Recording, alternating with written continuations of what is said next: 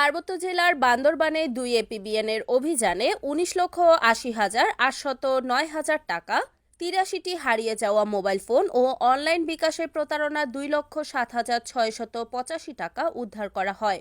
সোমবার 25 নভেম্বর দুপুরে Bandarban 2 armed police ব্যাটালিয়নের Canton প্রাঙ্গণে উদ্ধারকৃত মোবাইল ও টাকার মালিক কর্তৃপক্ষের নিকট হস্তান্তর করা হয়। 2 আর্মড পুলিশ ব্যাটালিয়ন বাংলাদেশ পুলিশের অধিনায়ক অতিরিক্ত ডিআইজি আলী আহমদ উপস্থিত থেকে এ সমস্ত মোবাইল ও টাকা প্রদান করেন।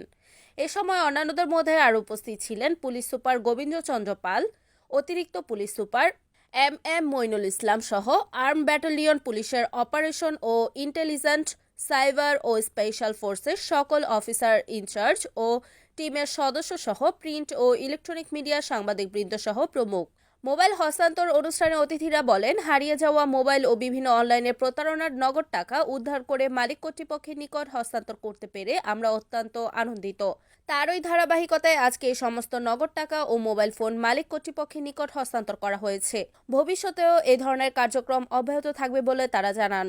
পরিশেষে মোবাইল ও নগদ টাকার সকল মালিকগণ 2 এবিপিএন কর্তৃপক্ষকে অসংখ্য ধন্যবাদ ও কৃতজ্ঞতা জ্ঞাপন করেন এ ধরনের সেবামূলক মহতী উদ্যোগের মাধ্যমে বান্দরবানের মানুষকে সেবা প্রদান করার জন্য।